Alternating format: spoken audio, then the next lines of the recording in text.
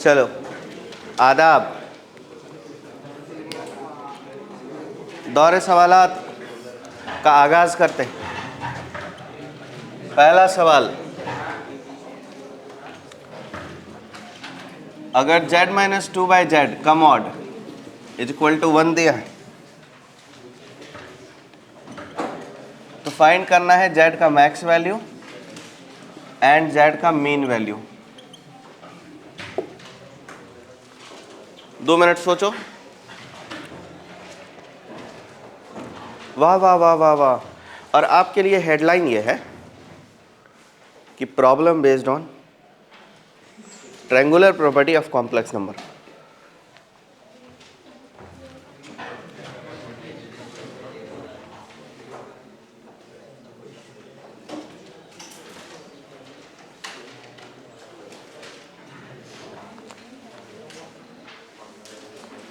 इस बैच में इतने बच्चे थे कि इतने बच्चे हुए हैं?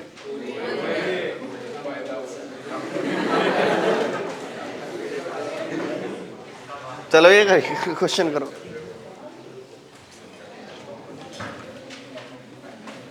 z-4 - 3 iota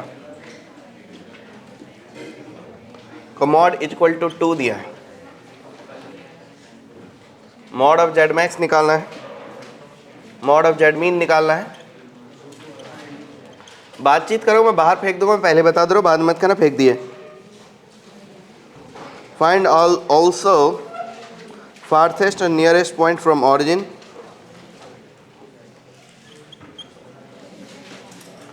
find also farthest and nearest point from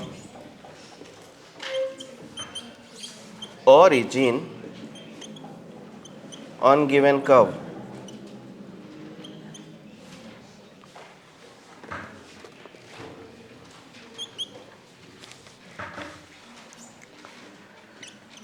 सगम प मग मरे निशा गरे सा।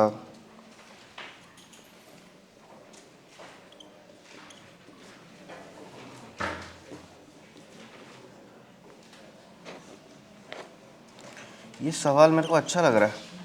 Z max, z mean and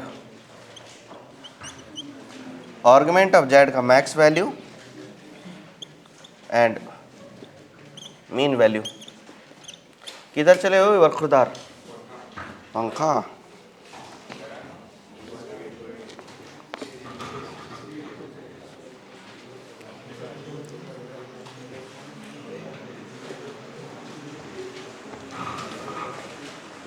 इतनी भी गर्मी नहीं आई है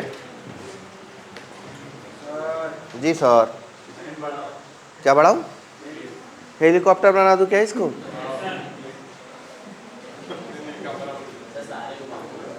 नहीं, सारे पंखे नहीं चलेंगे।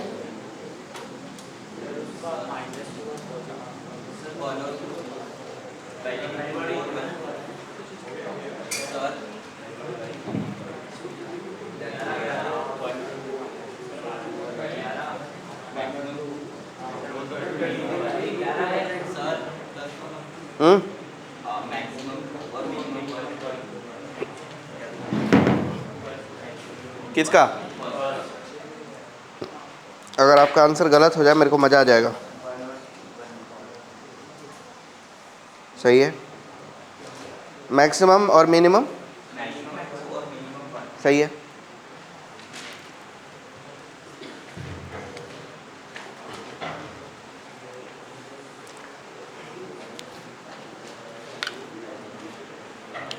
चलो मैं ये पहले 3 क्वेश्चन निपटा देता हूँ, फिर इसके बाद और आगे बढ़ते जाएंगे। देखो इस बैच में थोड़े बच्चे ज़्यादा हो रहे हैं, इससे मुझे कोई आपत्ति नहीं, बस आप हल्ला नहीं करोगे। हल्ला करोगे तो मुझे आपत्ति होगी। और सिर्फ मेरी क्लास नहीं, बाकी किसी भी क्लास में हल्ला नहीं करोगे। जहाँ की क्लास में आप कर भी नहीं सकते हैं। और कौन सी क्लास है आपके पास? बस आप दुबे सर क्लास में हल्ला कर लोगे। और रितेश सर को परेशान नहीं करोगे।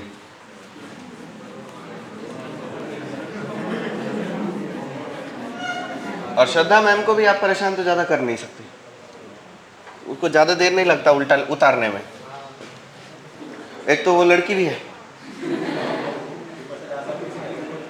हाँ जी सर, ये वाला क्वेश्चन बना देता हूँ भाइयों। z minus two by z equal to 1 दिया, z1 माइनस z2 का मॉड। आपको पता है सॉल्यूशन 1 में z1 माइनस z2 का मॉड, z1 माइनस z2 का मॉड किससे छोटा किससे बड़ा होता है?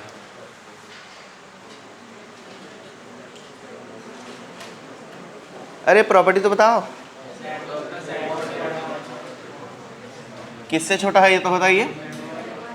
z1 का मॉड प्लस z2 का मॉड, और लेस बड़ा किससे होता है? Mod of z1 minus mod of z2 का मॉड। इसकी वैल्यू कितनी दे रखी है? 1। इसलिए mod of z minus z2 को तो हमने 2 बाई जेड बोला, 2 बाई mod z is less than equal to 1। ये एक इक्वेशन हो जाएगा। और दिस एंड ये है 1 is less than equal to z1 का मॉड, z1 का मॉड है z का मॉड प्लस z2 का मॉड, वो है 2 बाई जेड का मॉड। दो इक्वेशन आ जाएंगे, इसको सॉल्व कर लेंगे। अगर इसको सॉल्व किया तो मॉड ऑफ z माइनस 2 बाई mod of z is less then 1 greater than minus 1 हो जाएगा।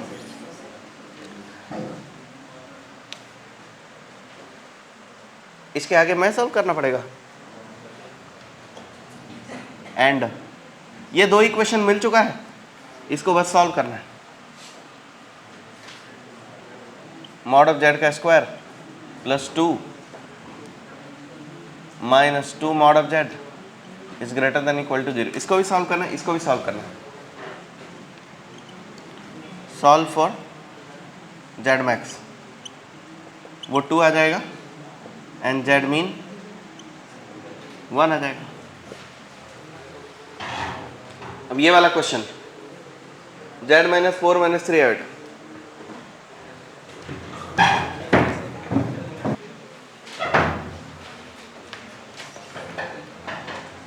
देखो एक property z1 minus z2 is less than equal to mod of z1 minus plus mod of z2, ये तो आपको आता ही है।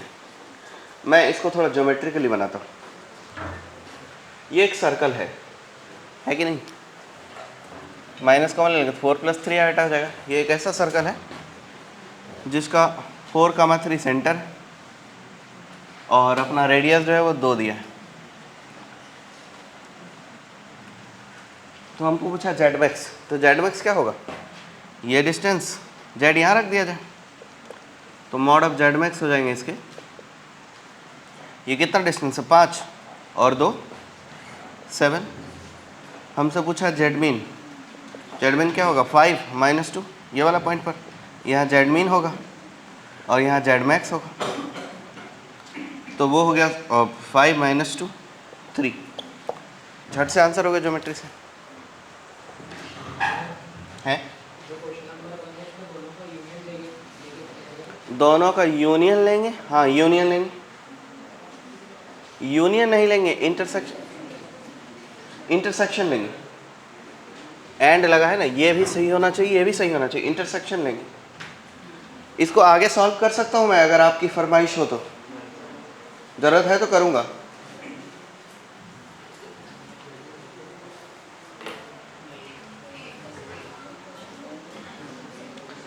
नहीं ज़रूरत है तो कोई बात नहीं। क्वेश्चन 3 देखो भाई, solution 3, z minus 15 iota is less then 10। तो z minus 15 iota is less then 10 मतलब एक ऐसा सर्कल है वो जिसका सेंटर 0,15 है। और अब ये पॉइंट जो z है वो इस सर्कल के इनसाइड कहीं पर भी हो सकता है। सही बात है,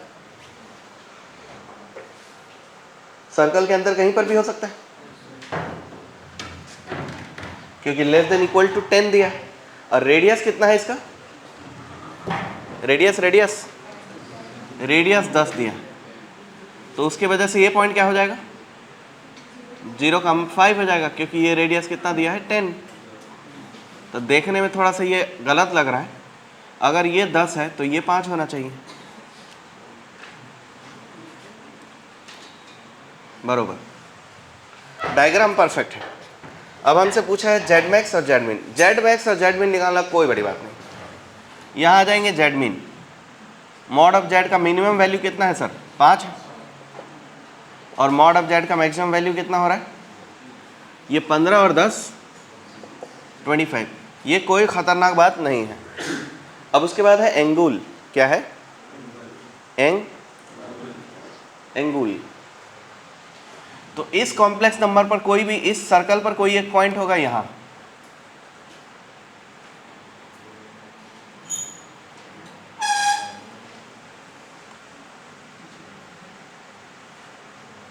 क्वेश्चन गलत तो नहीं लिखा, फिर तो पाइपेट ठीक ही बोल रहा था वो।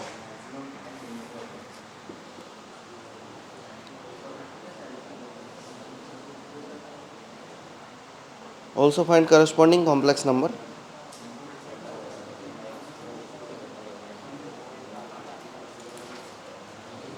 आर्गुमेंट ऑफ जेड की मैक्सिमम वैल्यू, इस क्वेश्चन में के अनुसार इसका आर्गुमेंट ऑफ जेड की मैक्सिमम वैल्यू तो पाई/2 ही होगी,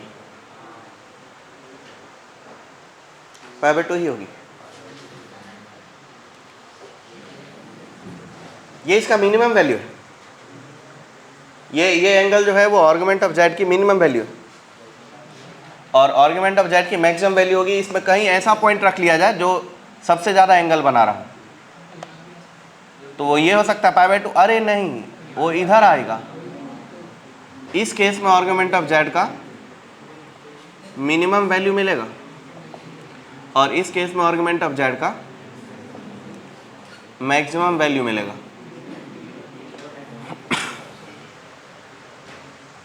तो मान लेते हैं एंगल थीटा है। अब ये मिलेगा कैसे, ओरिजिन से सर्कल पे टेंजेंट डालेंगे, ये तो एक बढ़िया उपाय है। तो ये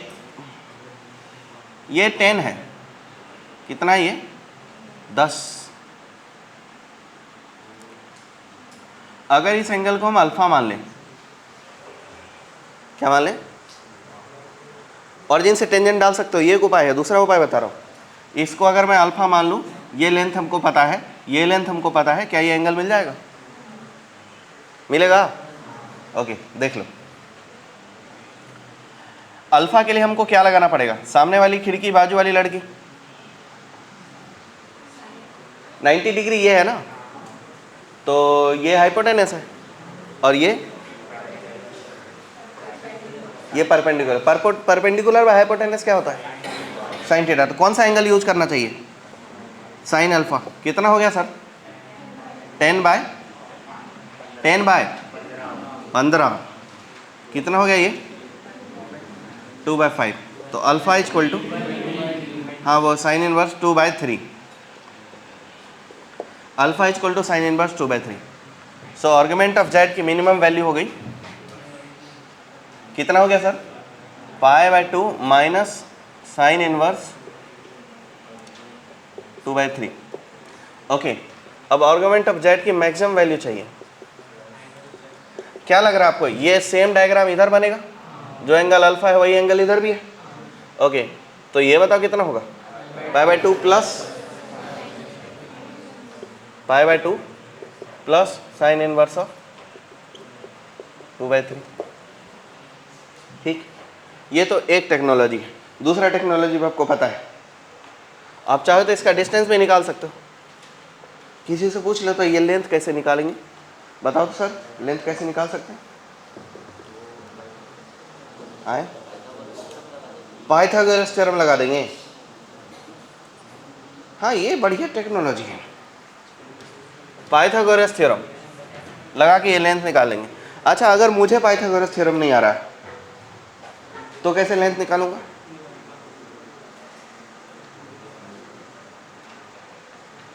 तो फिर क्या, सीख लो फिर पाइथागोरस थ्योरम नहीं आ रहा है तो। अच्छा, बिना पाइथागोरस थ्योरम के कोई और टेक्नोलॉजी बताओ लेंथ निकालने का। ट्रिगोनोमेट्री नहीं लगाना है मुझे। आप बताओ सर कैसे निकाल सकते हैं लेंथ?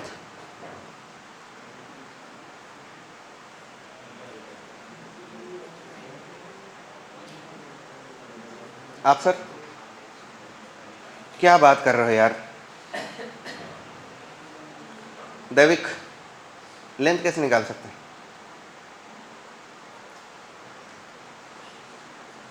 हुजूर क्या? ट्रिगोनोमेट्री इस्तेमाल नहीं करना है?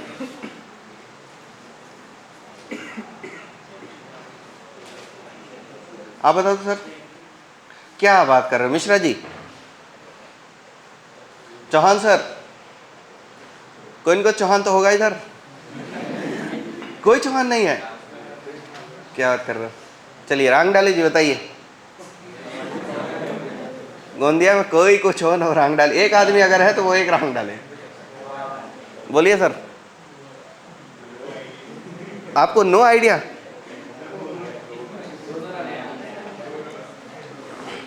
चलो पटले इधर से कोई, चलो बोलिए।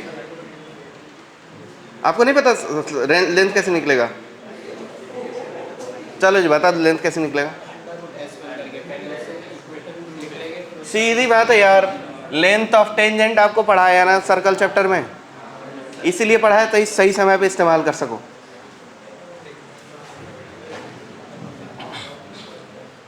ये हो गया।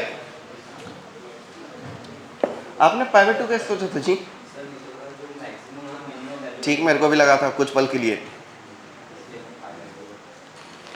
मुझे वही लगा था। कोई बात नहीं, एक क्वेश्चन और देता हूं। Mod of Z1 equal to 6 है।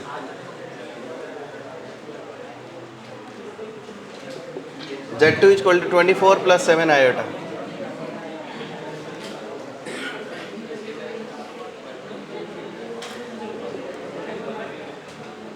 मैंने बोला था कि हल्ला नहीं करना चाहिए क्लास के अंदर,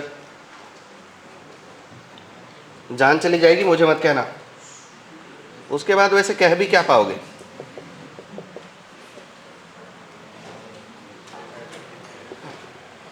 भूत। Minimum value of Z1 plus Z2, also find corresponding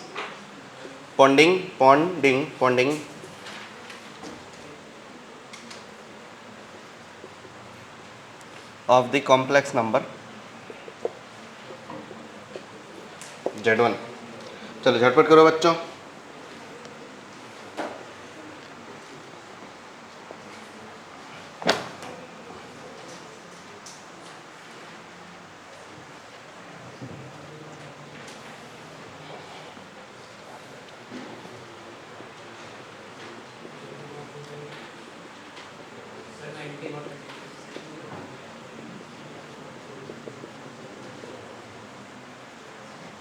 क्या बोले सर आपने?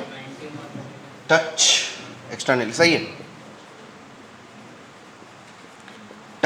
Touch externally, then find range of Z0।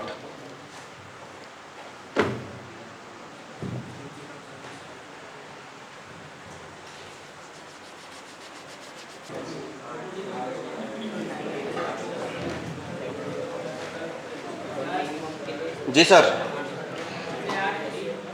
देखो ये झटपट से बना देता हूँ इसका क्या कैसे सीन है। तो ये कॉम्प्लेक्स नंबर है जिसका सेंटर है 1,0 और रेडियस है 3।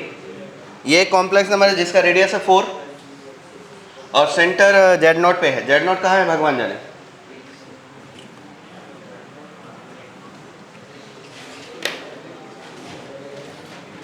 वन कामा 0 और रेडियस है 3, तो 3 रेडियस, ये 1,0 इधर रख लेते। टिक टिक टिक टिक टिक, ये अपना पहला सर्कल बन गया। Z minus Z0 equal to 4, वो होना है टच। तो टच होने के लिए Z0 को यहाँ रहना है, और ये डिस्टेंस 4 होना चाहिए, और ये डिस्टेंस कितना है, कितना है सर, 3। तो 3 और 4 7। तो Z0 का मिनिमम रेंज कितना हो,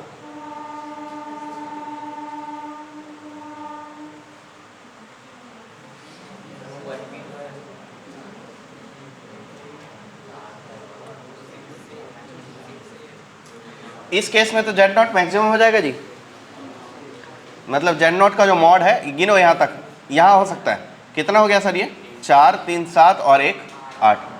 तो Z0 का मैक्सिमम वैल्यू कितनी मिल गई, 8। अब अगर यही सर्कल इधर राइट से टच ना करते हुए लेफ्ट से टच करें तो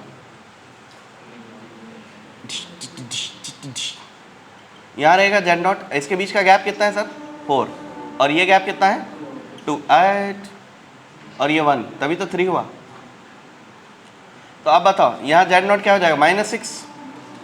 तो उस केस में Z0 की मिनिमम वैल्यू क्या हुई, 6 हो गई। तो Z0 हमारा 6 से 8 तक लाई करेगा। ठीक है, डायग्राम से समझ गया।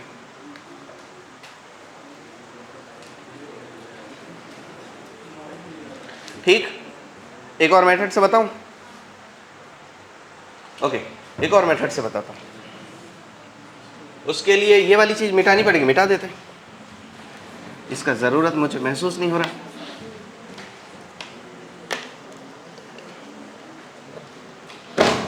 मार्कर के कैप जाते कहाँ हैं, एक तो नीचे गिरे। ये देखो, एक सर्कल ले लिया, सेंटर अपना 1,0 है, रेडियस 3 है। दूसरा सर्कल ले लिया, रेडियस 4 है और सेंटर है Z0। और दो सर्कल अगर टच कर रहा हो तो दोनों के बीच का सेंटर का gap equal to R1 + R2। ये बात आपको सर्कल चैप्टर में पढ़े हो, हाँ वही यूज किया हो। तो इससे हमको Z0 - 1 का गैप इक्वल टू 7 मिल रहा है। ठीक है, ओके। तो अब एक काम करते हैं, Z0 के मॉड को Z0 - 1 + 1 ऐसे लिखते हैं, लिख दें, इतना तो लिख ही सकते हैं। ओके, अब ये जो है वो छोटा हो जाता है, smaller than equal to Z0 - 1 का मॉड + 1 का मॉड। ये पढ़े हो, कल पढ़े ना, आज कल पढ़े।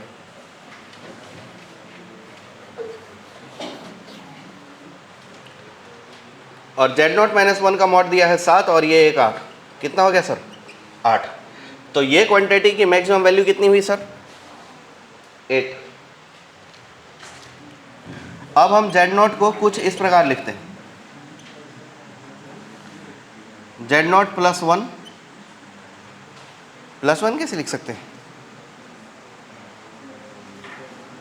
ऐसे ही लिखेंगे जैसा हुआ है, Z0 - 1 + 1, और ये ग्रेटर देन इक्वल टू होता है मॉड के अंदर Z0 -1 का मॉड -1 का मॉड। ये प्रॉपर्टी पता है आपको, कल ही पढ़े हमने। ये पहला कंपोनेंट हो गया और ये दूसरा कॉम्प्लेक्स नंबर हो गया। मान लो ये Z1 हो गया, ये Z2 हो गया, तो Z1 + Z2 is greater than equal to Z1 mod - Z2 mod का सामूहिक मॉड। और ये क्वांटिटी है 7 और ये क्वांटिटी है 1, तो ये बन जाएगा 6। इसलिए मॉड ऑफ Z0 का मैक्स वैल्यू जो है ये मिला 8 और मीन वैल्यू जो है वो मिला 6। ये भी एक तरीका, टेक्नोलॉजी अच्छा ही है, पर इससे ज़्यादा अच्छा ये है diagram analysis.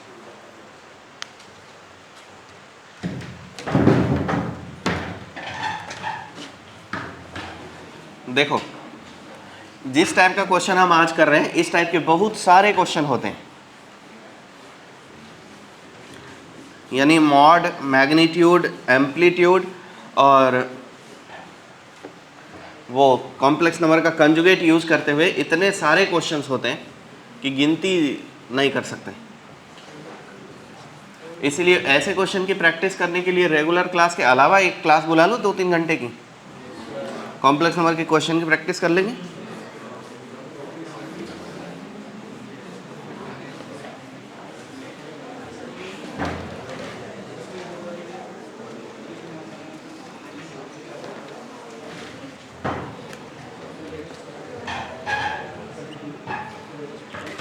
Omega is equal to z upon z minus iota by 3। Omega का मैग्नीट्यूड 1 दिया है, आप सिंपली लोकस ऑफ जेड निकालो। 5 क्वेश्चन हुआ था ना, 6, 7, ट्राई करो। मॉड ऑफ जेड 1 दिया है, जेड इज इक्वल टू लेकिन प्लस माइनस 1 नहीं है, then show that z by 1 minus z square lie on imaginary axis।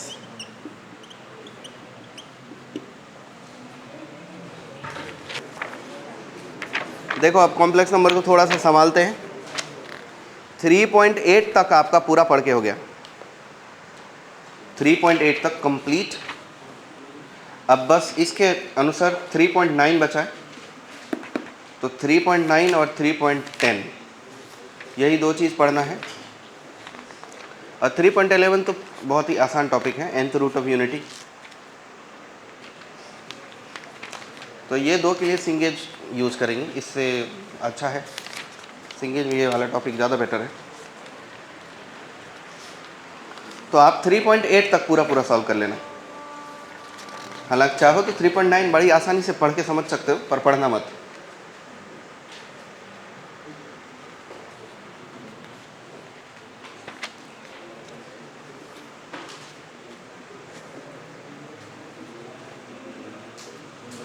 एक बात बताओ, आप लोगों को कॉम्प्लेक्स नंबर में सिंगेज से नीचे कोई डीपीपी चाहिए? सिंगेज में दिक्कत हो रही है? दिक्कत नहीं हो रही तो डीपीपी मत बनाओ, ये बनाओ, इसका डीपीपी बनाओ। देखो एक रियल बात यह है कि कॉम्प्लेक्स नंबर या 11th का कोई भी चैप्टर अगर सिंगेज लेवल पे नहीं प्रिपेयर्ड है तो वो आपकी किसी काम का नहीं, क्योंकि 11th का कोई भी चैप्टर सिंगेज लेवल पे प्रिपेयर्ड होना जरूरी है ताकि जेई मेन या जेई एडवांस का क्वेश्चन बन सके। उसके नीचे पे प्रिपेयर्ड में थोड़ा मुश्किल हो जाता है, गलत बन जाएगा या सही से नहीं बनेगा, तो इस लेवल पे तो होना ही चाहिए। अब दूसरी चीज़ है कि जेई मेन जेई एडवांस में अगर हम कॉम्प्लेक्स नंबर या बाइनोमियल थ्योरम के क्वेश्चन नहीं बनाए तो दूसरे कौन से एग्जाम में बनाएंगे? MHCET में आता ही नहीं है, बोर्ड में आता ही नहीं है, तो थोड़ा सा पढ़ेंगे तो कोई फ़ायदा ही नहीं है। पढ़ो तो पूरी इज्जत से पढ़ो, पूरा अच्छे से पढ़ो। हाँ, पर थोड़ा सा पढ़ के एक फ़ायदा है, बिल्कुल नहीं पढ़ने का बहुत घाटा है, क्योंकि अगर बिल्कुल भी नहीं आता है तो 12th के चैप्टर्स नहीं आएंगे। 12th के चैप्टर में ये वाला ऑपरेशन लगेगा जिसमें हम टाइट फिश हो जाएंगे। तो थोड़ा थोड़ा आना चाहिए, लेकिन एग्ज़ाम बनाने के लिए इसको सिंगेज लेवल पे एटलीस्ट करना पड़ेगा। तो अगर डीपीपी चाहिए तो मैं दे दूंगा, बोलो चाहिए कि नहीं चाहिए? नहीं चाहिए? अच्छा, जिनसे सिंगेज बन सकता है वो सिंगेज बनाए, जिनको नहीं बन सकता वो डीपीपी बनाना।